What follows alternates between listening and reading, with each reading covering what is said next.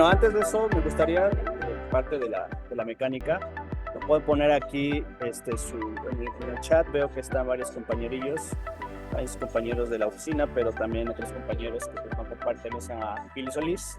Me gustaría nada más conocer, entiendo que está Aranzazú, está otros compañeros, Antonio, que todavía están en ciernes en la universidad, pero me gustaría conocer su grado académico, nada más confirmar si están en la universidad. Esta plática es justamente con esa intención de hablarles a compañeros que todavía están en ese trayecto, en esa transición. Entonces, a la par de eso, pues la plática no es con términos jurídicos, es decir, un poquito alejado de la terminología o del lenguaje demasiado técnico, con la intención de que obviamente lo podamos abordar estos temas con un poquito más de familiarización, ¿no? Entonces, las preparaciones diapositivas básicamente en ese sentido, vimos como tal cómo funciona el proceso judicial. De una perspectiva general, sin entrar en materias específicas, es decir, sin hablar de una materia en especial, laboral, civil, mercantil, que ustedes conozcan, vamos a hablar en términos generales, que es un proceso judicial. ¿Qué entendemos? ¿Por qué? Porque todos están creados con un molde, todos tienen elementos que coinciden y elementos que tienen que ser indispensables para que puedan ser considerados válidos. Lejos de que tiene que ser seguido ante un juez competente, tienen otras cuestiones que me gustaría más exponérselas. Les decía al principio de la charla, y si es que lo platicamos hace rato, que lo vamos a abordar con estos tres elementos que son necesarios entender desde una terminología general, sin entrar en tantos tecnicismos, pero en unos términos que son indispensables para conocer si un proceso jurisdiccional, un proceso judicial, se encuentra llevado de forma correcta. Estos tres elementos son los que debemos dominar, con los cuales me atrevería a decir incluso que se puede ganar o perder un juicio si no los dominamos. Entonces, son tres tópicos. La primera es la estructura general. O sea, vamos a tener una estructura general en estos tres elementos. En estos todos tipos de juicios, todos tipos de procesos judiciales. La segunda son instancias, es decir, que vamos a tener procesos donde van a tener etapas y las denominamos instancias. En algunos tienen tres instancias, en algunos solo dos, y dependiendo de la materia, algunos consideran que el amparo no es una instancia, entonces solo sería una única instancia y un proceso de amparo no se revisaría. Y el tercer elemento es el fondo y forma. Le había puesto en un primer momento esta tercera etapa o tercer elemento como formalidades, pero en realidad de las cosas es que la forma más correcta de denominarlo es fondo y forma. Entonces, en algún momento, platicando bueno, con compañeros, decía, los mejores litigios se ganan dominando la forma y conociendo el fondo. ¿Por qué? Porque, bueno, ahorita lo vamos viendo más adelante. Reiterar, aquí dejen sus comentarios, si tienen dudas, de todos modos les iré haciendo una preguntilla por ahí a uno que otro, así que pongamos en un momento dado una atención, ¿no? Bueno, entonces, ¿qué es el proceso judicial? ¿Qué es ese camino que tenemos que seguir todas las personas, todos los justiciables tienen que seguir para buscar o lograr eso que se aspira de una forma tal vez romántica como justicia o que se pretende generar como una justicia, ¿no? Ya sea formal, ya sea conceptual, o sea institucional, o como la quieran denominar. ¿Qué son esos caminos? ¿Cuáles son los elementos que tiene que atravesar una persona? Y no hablo del abogado, sino hablo de la persona que es titular del derecho. Esta persona que necesita acudir a los tribunales es titular de la acción. ¿Qué necesita establecer para que podamos decir que tuvo acceso a una justicia o que su proceso judicial o jurisdiccional fue desarrollado de forma correcta? De forma resumida, lo vamos a poner en estos puntos. Como ustedes saben, todos los juicios se inicia con el ejercicio de una acción. El ejercicio de la acción es indispensable para poder iniciar un procedimiento. Obviamente, todos los que les voy a comentar es en términos generales. Digo, ya cada materia tendrá sus peculiaridades, pero reitero, esos términos generales.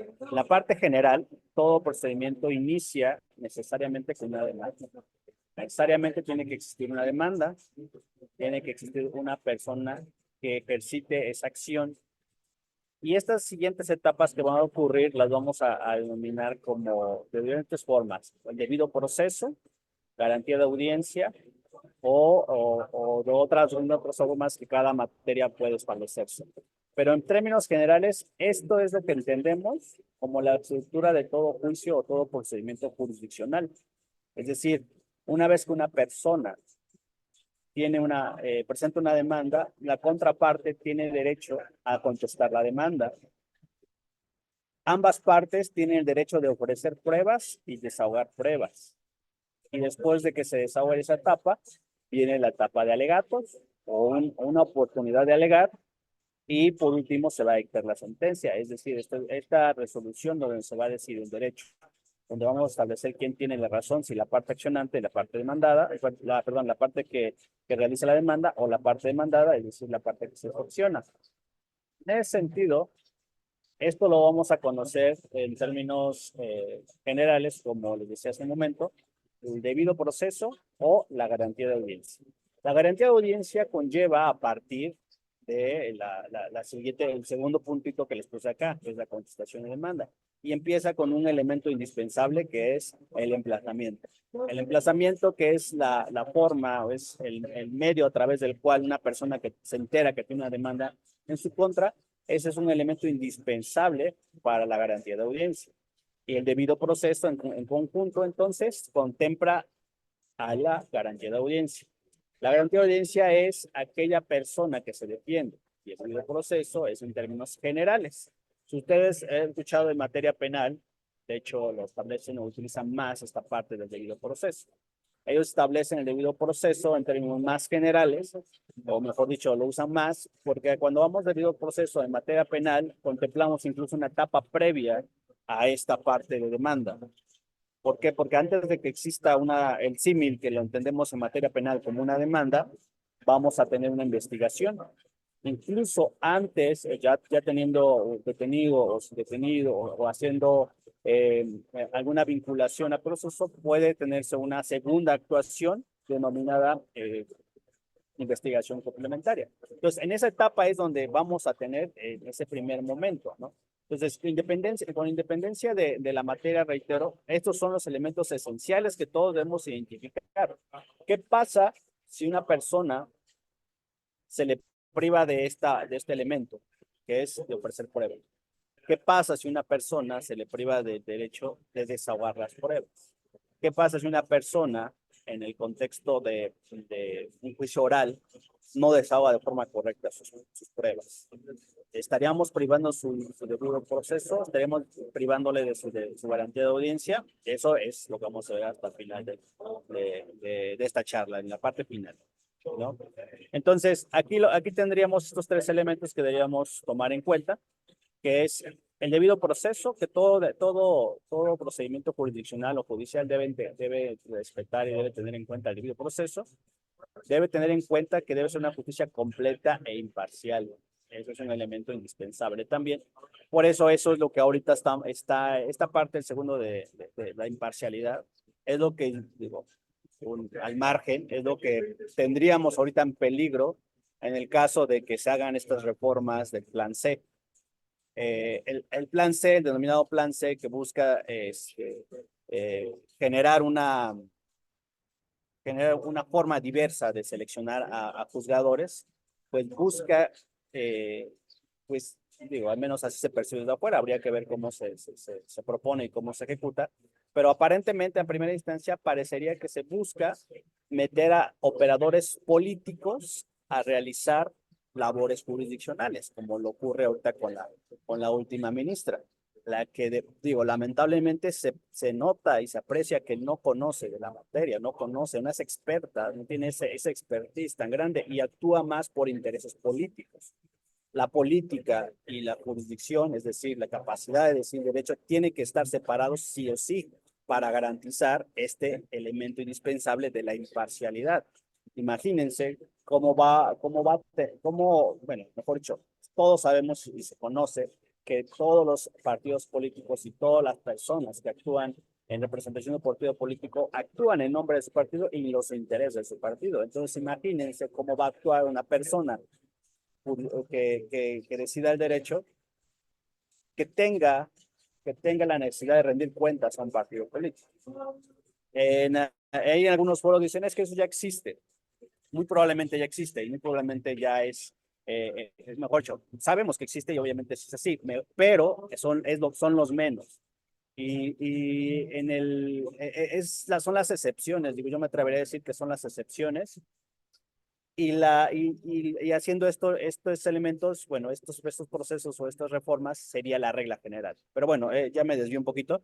Pero bueno, eso es a lo que yo les quería transmitir, ¿no? O sea, al final de cuentas, esta parte de justicia incompleta e imparcial es la parte necesaria que también se tiene que garantizar para que estos elementos, estos procesos, estas etapas que son comunes en todos los procedimientos, se respeten. ¿Por qué? Porque al final de cuentas los jueces en muchos procedimientos no son necesariamente los que dicen el derecho, sino a veces solo fungen como simples árbitros. Los jueces de primera instancia muchas veces solo son árbitros que verifican que se cumpla el procedimiento.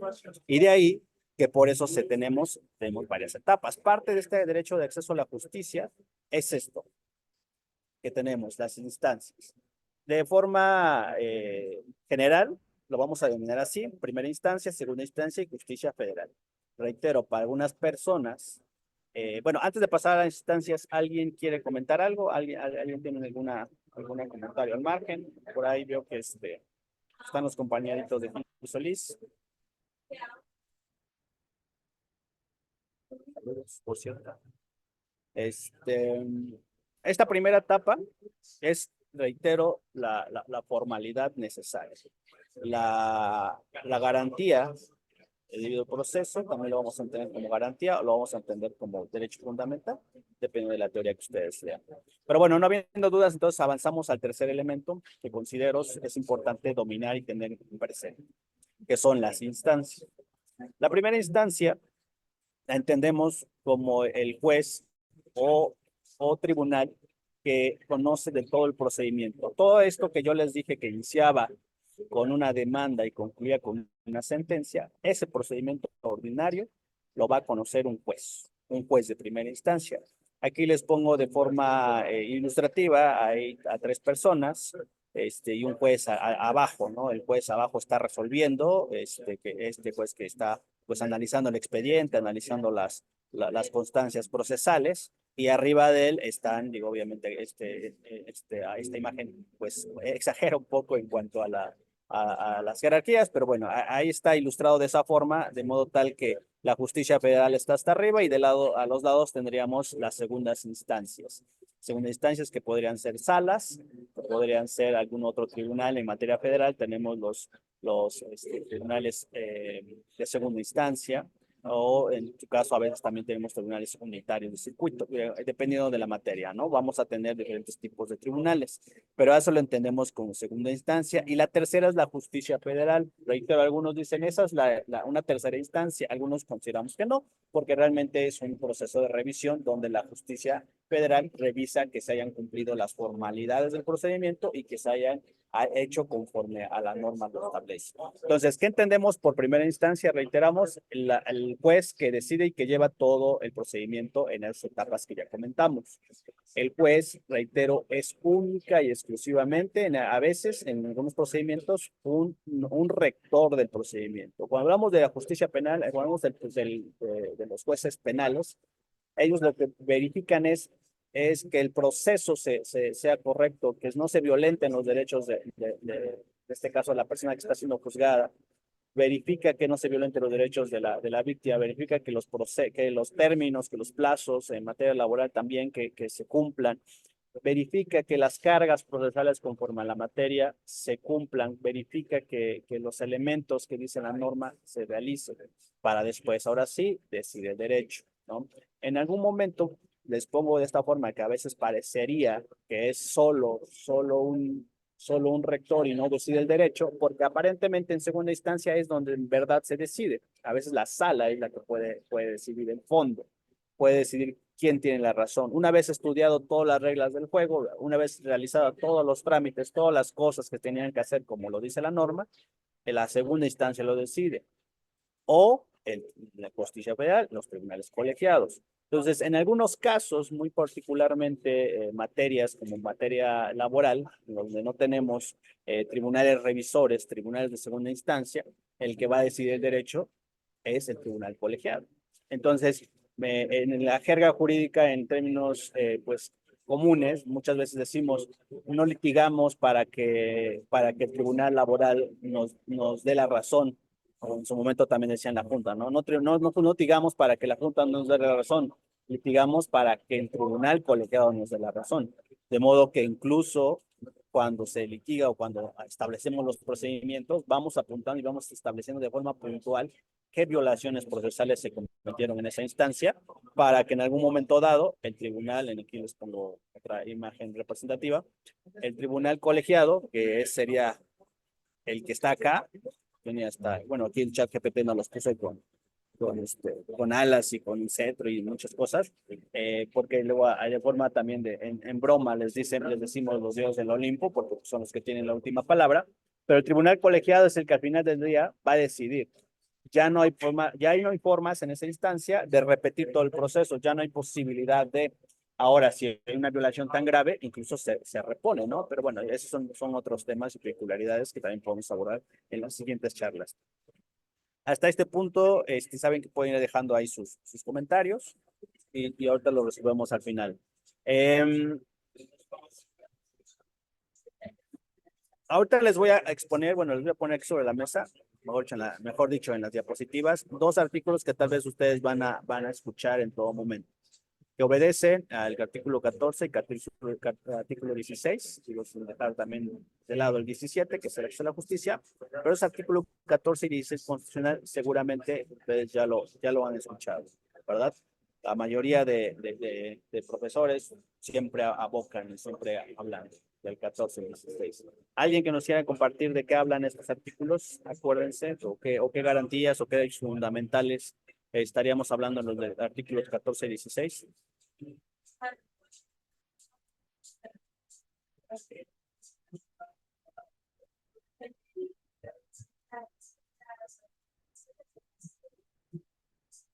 Voluntario o lo elijo yo.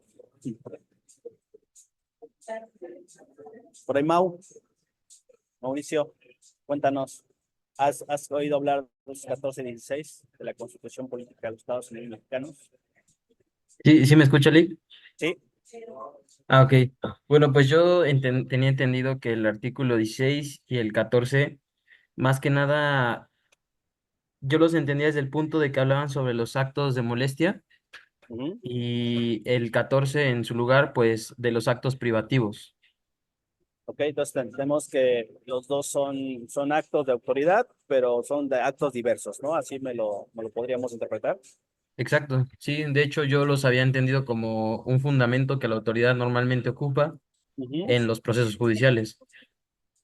Ok, muy bien, sí, lo podemos percibir así. ¿Alguien tiene algún comentario que le quiere preguntar a Mau? Tal vez no es eso.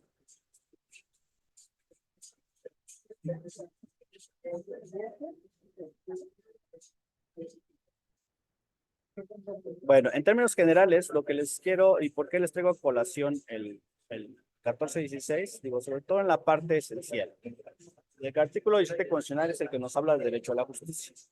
El derecho de acceso a la justicia expedita, formal y, bueno, completa y todo lo que ya vimos hace un momento, ¿no? Pero 14 y 16 nos habla de los elementos. Actos de molestia, decía Mau, y actos de otra índole, ¿no? Cuando hablamos del 14 nos habla justamente del procedimiento, pero aquí les quiero resaltar de forma específica estas partes, ¿no?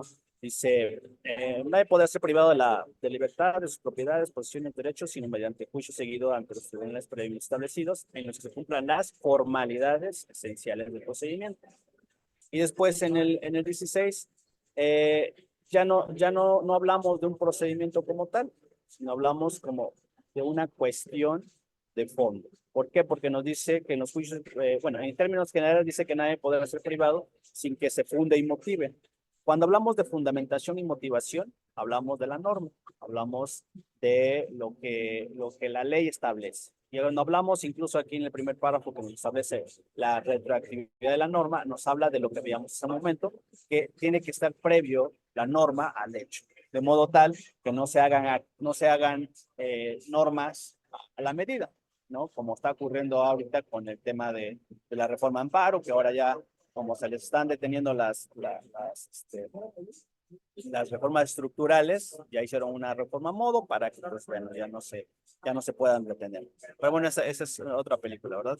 Lo que quiero que destaquemos acá en estos artículos esenciales 14 y 16 constitucionales, es otra garantía o derecho fundamental que conocemos como la seguridad jurídica.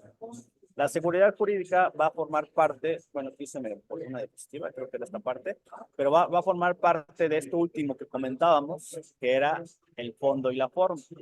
Para que un procedimiento que conocimos en las etapas, en todas las etapas que ya vimos en las primeras diapositivas, pueda ser válido, debe observar dos elementos esenciales, que son el fondo y la forma. La forma entendemos a estas reglas procedimentales, a estas formalidades esenciales, desde forma muy abstracta, que es la demanda, la concesión de la demanda, la oportunidad de ofrecer pruebas, la oportunidad de desahogar las pruebas y la oportunidad de alegar para poder tener una resolución. Esto lo tenemos desde ese momento como la garantía de audiencia o el debido proceso. El elemento esencial que quiero destacar acá es que cada una de las materias va a tener sus peculiaridades conforme a su tipo de materia. Vamos a conocer materias que son de carácter social y otras materias que son de carácter, que conocemos como de estricto derecho. Materias de carácter social, ¿qué se les ocurre? ¿Qué se les viene a la mente con materias de carácter social o materias sociales o derechos sociales? ¿Qué se les viene a la mente? ¿Alguien que nos quiera compartir?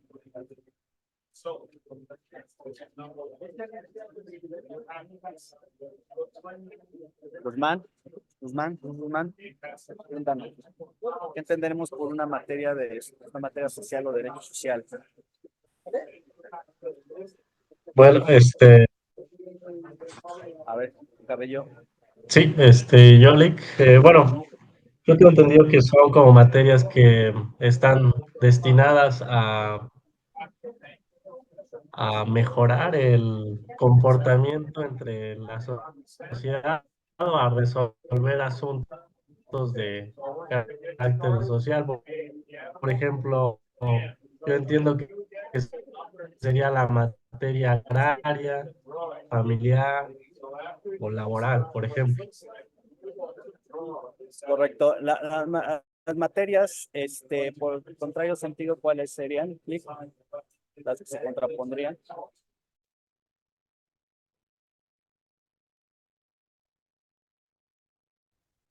Mm, Pues contraponer sería, Bueno, en estos dos no rubros, sé, las penal a lo de mejor. estricto derecho. Ok. Bueno, ahí vamos a tener varios rubros, pero lo vamos a dividir principalmente en dos elementos, la de estricto derecho y la de carácter social. Estricto derecho entendemos aquellas como, por ejemplo, la materia civil, la materia mercantil, aquellas en las que las formalidades son muy rígidas. Y en materias de carácter social, vamos a entender, como tú bien lo apuntabas, aquellos que tienen que velar por elementos sociales, por cuestiones o luchas sociales. Por ejemplo, en materia laboral, busca equilibrar esta desigualdad entre el capital y la clase obrera, ¿no? Busca equilibrar esos elementos. En materia familiar, busca cuestiones pues, propiamente de la familia o del núcleo familiar para salvaguardar derechos sociales también, o sea, de carácter social. En materia agraria, igual busca equilibrar la parte de este tipo social, mejor dicho, de este tipo de población, en las que por su propia naturaleza, por su propia características donde se encuentran y su contexto, pues se encuentran en un plano de desigualdad con las demás personas. Entonces, ¿qué quiero destacar de toda esta parte? Que las normas esenciales que les ponía aquí, que establecemos aquí, van a ser diversas dependiendo de cada materia. O sea, las reglas del juego, es decir, la forma, va a ser diversa a lo que les ponía en este punto esencial, que digo, es la acción del error. La forma va a ser diversa dependiendo de cada materia. Cada materia va a tener sus elementos. De modo tal que vamos a tener incluso varias de esas etapas compactadas. Las etapas, por ejemplo, de ofrecimiento de pruebas en materias como de corte escrito están compactadas. Las pruebas se ofrecen desde la demanda. Las materias sociales a veces, y si tú no ofreces las pruebas de tu demanda y con ese rigurismo, existe una suplencia, ¿no? En la materia laboral, la suplencia solo aplica al trabajador, no a la demandada. Elementos y cosas específicas, peculiaridades de cada procedimiento es lo que vamos a observar dependiendo del tipo de materia. Entonces, a esto se refiere con el fondo y la forma. El fondo va a variar y puede variar dependiendo del contexto histórico donde nos encontremos. Les pongo un ejemplo. En materia de divorcio, cuando teníamos una norma que identificábamos que nos establecía que el divorcio tenía que existir una causal para poder proceder, teníamos la necesidad de acreditar esta causal. En su momento, si una persona se quería divorciar, tenía que acreditar una de esas listas, entre ellas, que fuera infiel, ¿no? Entre otras, violencia, no sé, cualquier otra, alguna que estaba una lista completa. La norma nos establecía un procedimiento para hacer ese divorcio, un procedimiento, y nos establecía un fondo, que era la causal. El Estado, a través de la norma, imponía la obligación de mantenernos en esa relación si no acreditábamos una causal. El derecho evoluciona, la sociedad evoluciona, y actualmente ya no necesitamos acreditar una causal. Ya no necesitamos tener un elemento que justifique esa separación. El elemento único que necesitamos es la voluntad, el libre desarrollo de la personalidad. Eso es lo único que tenemos que enfocarnos. De modo que si establecemos como esta separación entre el procedimiento es los pasos que va a cambiar. La forma, el elemento que va a cambiar incluso de estado, o sea, es decir, de entidad federativa, o dependiendo el momento en el que nos encontremos. En el segundo artículo decía que fueran procedimientos previos al acto. ¿Qué quiere decir? Que actos específicos no pueden estar seguidos en juicios con un procedimiento previo al hecho. En este punto en específico, por ejemplo, podemos poner en la materia laboral. Si ustedes tuvieron, bueno, les llegó una noticia de que iban a desaparecer las juntas, existían muchos rumores y mucho espanto de que decían, no, es que ahora, ¿qué va a pasar con mi juicio? Si yo tenía un juicio en la junta y ahora la van a pasar al otro tribunal y todo. Esto era imposible o es imposible por este punto específico de la seguridad jurídica. El procedimiento que tenemos tiene que ser previo al hecho. Entonces, cada procedimiento que se siguió ante las juntas de conciliación y arbitraje tienen que concluir ante las juntas de conciliación y arbitraje. Y lo mismo ocurrió en los procesos penales. En los juzgados penales en Puebla, por ejemplo, se fueron desapareciendo poco a poco, ahorita ya quedan menos y actualmente lo que va creciendo son los nuevos juzgados. Pero bueno, en términos generales es lo que les puedo hablar del fondo y forma. La siguiente sesión vamos a empezar a abarcar pues justamente uno de estos tres elementos que serían la parte de la estructura en cada materia, los procesos, las formas, las peculiaridades de cada procedimiento. Esta es una charla introductoria, es una charla general, abstracta, pero las siguientes sesiones, cuando nos vayamos agendando, por ahí creo que está Aranza, bueno, ya es quien nos va a ir agendando estas charlas y las vamos a ir evolucionando.